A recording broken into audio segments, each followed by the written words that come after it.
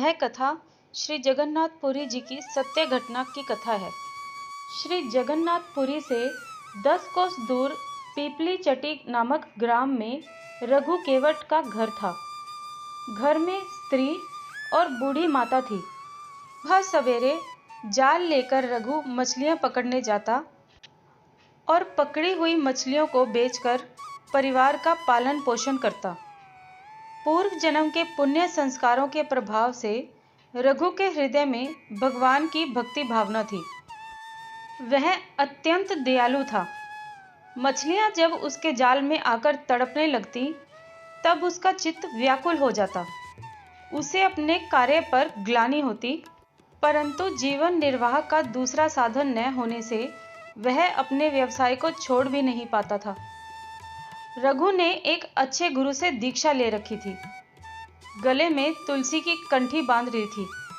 सवेरे स्नान करके भगवान नाम का जाप करता था। भगवत सुनना और सत्संग में जाना उसका दैनिक कार्य हो गया था। इन सब से उसका अंतःकरण धीरे धीरे शुद्ध हो गया। जीव मात्र में भगवान विद्यमान है, यह बात उसकी समझ में आने लगी थी। जीव हिंसा से उसे अब तीव्र विरक्ति हो गई थी। अब रघु के लिए मछली पकड़ना बहुत ही क्लेशदायक हो गया। उसने इस काम को छोड़ दिया। कुछ दिन तो घर के संचित अन्न से काम चला, पर संचय था ही कितना। उपवास होने लगा। घर में त्राही त्राही मच गई। पेट की ज्वाला तथा माता और स्त्री के तिरस्कार से व्याकुल होकर रघु को फिर से जाल उठाना पड़ा। वह स्वयं तो भूख से प्राण दे सकता था, पर वृद्धा माता और पत्नी का कष्ट उससे सहा नहीं जाता था। मछली पकड़ने के लिए एक दिन वह तालाब पर गया। जाल डालने पर एक बड़ी सी लाल मछली उसमें आई और जल से निकलने पर तड़पने लगी। रघु का हृदय छटपटा उठा। उसे स्मरण आया कि सभी जीवों में भगवान है। उस तड़पती मछली में स्पष्ट उसे भगवान प्रतीत होने लगे। इसी समय उसे माता और पत्नी की भूखी आकृति का स्मरण हुआ। दुखी और व्याकुल रघु ने मछली को जाल से निकालकर पकड़ा और कहने लगा, मत्स्य रूपी धारी हरि, मेरे दुख की बात सुनो। तुम्ही ने मुझे धीरव बनाया है। जीवों को मारकर पेट भरने के सिवा और कोई दूसरा उपाय मैं जीवन निर्वाह का नहीं जानता। इससे तुमको मारने के लिए मैं विवश हूँ। तुम हरि हो या और कोई, आज मेरे हाथ से बचकर नहीं जा सकते। रघु ने दोनों हाथों से जोर से मछली का मुंह पकड़ा और उसे फाड़ने लगा। सहसा मछली के भीतर से स्पष्ट शब्द आया, रक्षा कर नारायण, रक्षा कर। रघु चकित हो गया। उसका हृदय आनंद से भर गया। मछली को लेकर वह वन की ओर भागा। वहां पर्वत से बहुत से झरने गिरते थे। उन झरनों ने अनेक जल कुंड बना दिए थे। रघु ने एक कुंड में मछली डाल दी। रघु भूल गया कि वह कई दिनों से भूखा है।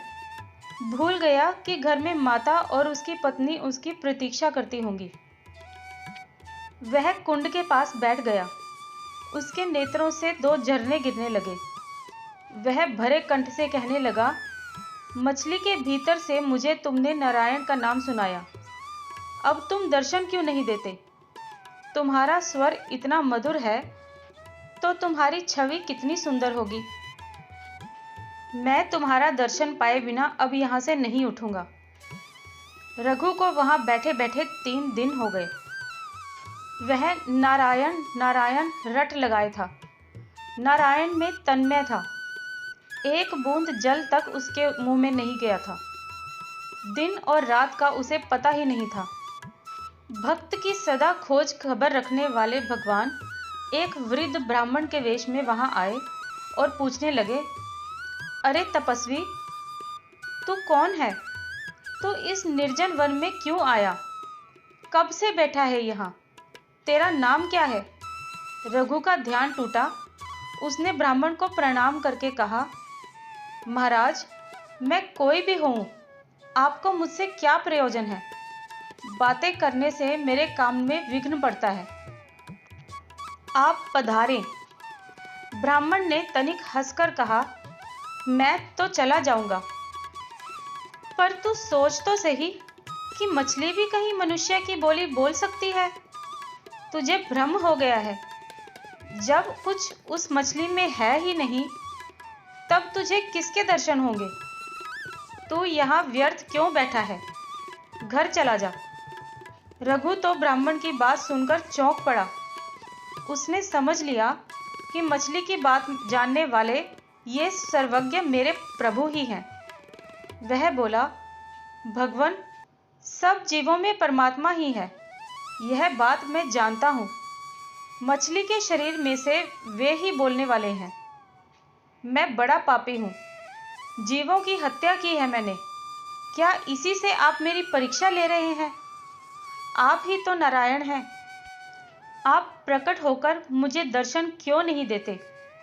मुझे क्यों तरसा रहे हैं? भक्त की प्रेम भरी प्रार्थना सुनकर कृपा सागर प्रभु अपने दिव्य चतुर्भुज रूप में प्रकट हो गए। रघु तो एकटक देखता ही रह गया उस लावण्य राशि को। वह आंसू बहाता हुआ प्रभु के चरणों में लौटने लगा। भगवान ने उसे भक्ति का आशीर्वाद देकर और भी वर मांगने को कहा। रघु ने हाथ जोड़कर कहा, हे प्रभु, आपके दर्शन हो गए और आपने भजन का आशीर्वाद दे दिया, फिर अब मांगने को क्या रह गया? परंतु आपकी आज्ञा है तो मैं एक छोटी सी वस्तु मांगता हूँ। जाति से धीवर हूँ, मछली मारना मेरा पैतृक स्वभाव है। मैं यही वरदान मांगता हूँ कि मेरा यह स्वभाव छूट जाए। पेट पालने के लिए मैं कभी हिंसा न करूं। अंत समय में मेरी जीभ आपका नाम रटती रहे और आपका दर्शन करते हुए ही मेरे प्राण निकले। भगवान ने रघु पर हाथ रखकर तथास्तु कहा और अंतर्ध्यान हो गए।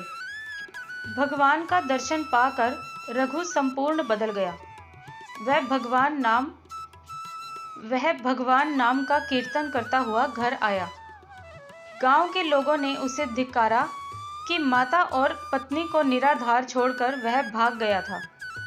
दया करके गांव के जमींदार ने बेचारी स्त्रियों के लिए अन्न का प्रबंध कर दिया था। रघु ने इसे भगवान की दया ही मानी। यदि वह घर पर रहता तो जमींदार या कोई भी एक छटाक अन्न देने वाला नहीं था। अब वह प्रातः शौच स्नान आदि से निवृत्त होकर भगवान का भजन करता और फिर कीर्तन करता हुआ गांव में घूमता। बिना मांगे ही लोग उसे बुलाकर अनेक पदार्थ दे देते थे। इस प्रकार अनायास उसका तथा परिवार का पालन पोषण होने लगा। उसकी माता तथा स्त्री भी अब भजन में लग गए। रघु अब भजन के प्रभाव से पूरा साधु हो गया। दिन रात उसका मन भगवान में लगा रहता। वह नाम कीर्तन करते करते बेसुध हो जाता। अब तो रघु की स्थिति ऐसी हो गई थी कि उसके मुख से जो निकल जाता वही सत्य हो जाता। वे वचन सिद्ध महात्मा माने जाने लगा। दूर दूर से नाना प्रकार की कामना वाले स्त्री पुरुषों की भीड़ आने लगी। रघु इस प्रपंच से घबरा गया। मान प्रतिष्ठा उसे विष के समान लगने लगी। घर छोड़कर अब वह निर्जन वन में रहने लगा और 24 घंटे केवल भजन में ही बिताने लगा। एक दिन रघु को लगा कि मानो भगवान जगन्नाथ उससे भोजन मांग रहे हैं। इससे उसे बड़ा आनंद हुआ। भोजन सामग्री तैयार कर उन्होंने कुटिया का द्वार बंद कर लिया। भक्त के बुलाते ही भाव के भूखे श्री जगन्नाथ प्रकट हो गए और रघु के हाथ से भोजन करने लगे। उधर उसी समय नीलाचल में भगवान के भोग मंडप में पुजारी ने नाना प्रकार के पकवान सजाए। श्री जगन्नाथ जी के मंदिर से भोग मंडप अलग है। भोग मंडप में एक दर्पण लगा हुआ है। उस दर्पण में जगन्नाथ जी के श्री विग्रह का जो प्रतिबिंब पड़ता है उसे ही नैवेद्य चढ़ाया जाता है। सब सामग्री आ जाने पर पुजारी जब भोग लगाने लगा तब उसने देखा कि दर्पण में प्रतिबिंब तो पड़ता ही नहीं। दर्पण जहाँ का तहाँ था, बीच में कोई आड़ भी नहीं थी, पर प्रतिबिंब नहीं पड़ रहा था। वह घबराकर राजा के पास गया और उसने कहा, महाराज, नैवेद्य में कुछ दोष होना चाहिए। श्री जगन्नाथ स्वामी उसे स्वीकार नहीं कर रहे हैं। अब क्या किया जाए? श्रद्धालु राजा ने स्वयं देखा कि दर्पण में प्रभु का प्रतिबिंब नहीं पड़ रहा था। उन्हें बड़ा दुख हुआ। वे कहने लगे, पता नहीं मुझसे क्या अपराध हो गया कि मेरी सामग्री से अर्पित भोग प्रभु स्वीकार नहीं कर रहे। यदि मुझसे कोई अपराध हुआ है तो मैं प्रायश्चित करने को तैयार हूँ। राजा प्रार्थना करते हुए दुखी होकर भगवान के गरुड़ ध्वज के पास जाकर भूमि पर लेट गए। भगवान की लीला से लेटते ही उन्हें निद्रा आ गई। उन्होंने स्वप्न में श्री जगन्नाथ भगवान को देखा और वो बोल रहे थे कि राजा, तेरा कोई अपराध नहीं है, तू दुखी मत हो। मैं तो नीलाचल में था ही नहीं तो दर्पण में प्रतिबिंब किसका पड़ता। मैं तो इस समय पीपली चट्टी ग्राम में अपने भक्त रघु केवट की झोपड़ी में बैठा हूँ और उसके हाथ से भोजन कर रहा हूँ। वह जब तक मुझे नहीं छोड़ता, मैं यहाँ आकर तेरा नैवेद्य कैसे स्वीकार कर सकता हूँ। यदि तू मुझे यहाँ बुलाना चाहता है तो मेरे उस भक्त को और उसकी माता तथा उसकी स्त्री को यहाँ ले आ और यहीं उनके रहने की व्यवस्था कर। राजा का स्वप्न टूट गया। वह एकदम उठ खड़े हुए और घोड़े पर बैठकर शीघ्रता से पीपली चट्टी पहुँचे और पूछताछ कर रघु केवट की झोपड़ी का पता लगाया। जब कई बार पूछने पर भी द्वार न खुला, तब बलपूर्वक द्वार खोलकर उन्होंने कुटिया का जो दृश्य देखा, उससे वह हैरान रह गए। उन्होंने देखा कि सामने भोजन रखे रघु किसी को भोजन का ग्रास दे रहा है। रघु दिखता है, अन्न भी दिखता है और ग्रास भी दिखता है, परंतु ग्रास लेने वाला मुख नहीं दिखता। राजा चुपचाप खड़े रहे और सोचने लगे कि वह अज्ञात मुख तो जिसे वह दिखाना चाहे वही भाग्यशाली देख सकता है। सहसा प्रभु अंतर्ध्यान हो गए। रघु जल से निकली मछली की भांति तड़पने लगा और बेहोश हो गया। राजा ने उसका सिर अपनी गोद में रखा। कुछ देर बाद रघु को होश आया और अपना सिर राजा की गोद में देखकर वह चकित हो गया और राजा को प्रणाम करने लगा। उसे रोककर स्वयं पुरी नरेश ने उसके चरणों में प्रणाम किया। श्री जगन्नाथ की आज्ञा सुनकर रघु ने नीलांचल जाना स्वीकार कर लिया। माता तथा पत्नी के साथ वह नीलांचल चला आया। उसके नीलांचल पहुंचते ही भोग मंडप के दर्पण में श्री जगन्नाथ जी का प्रतिबिंब दिखाई दिया। पुरी की राजा ने श्री जगन्नाथ जी के मंदिर से कुछ दूर रघु के लिए घर की व्यवस्था भी कर दी और आवश्यक सामग्री भी भिजवा दी। रघु अपनी माता और पत्नी के साथ भजन करते हुए जीवन पर्यंत वहीं रहे। भक्तों, प्रभु श्री कृष्ण ने गीता में सच ही कहा है कि प्रत्येक मनुष्य को प्रकृति के गुणों से विवश होकर कर्म करना ही पड़ता है। बिना कर्म किए कोई भी एक क्षण भी नहीं रह सकता। अब वह कर्म चाहे पाप ही क्यों ना हो। जैसे रघु का कार्य था कि उसे परिवार का पालन पोषण करने के लिए मछलियों को पकड़ना ही पड़ता था और उनकी हत्या करनी ही पड़ती थी, परंतु उसकी भक्ति के कारण उसका उद्धार हो गया। भक्तों, आपको ये सच्ची कहानी कैसी लगी, हमें कमेंट बॉक्स में ज़रूर बताएं। मेरे इस चैनल को सब्सक्राइब करें, इस वीडियो को लाइक करें और अपने फ्रेंड्स और फैमिली के साथ इस वीडियो को शेयर भी करें। धन्यवाद।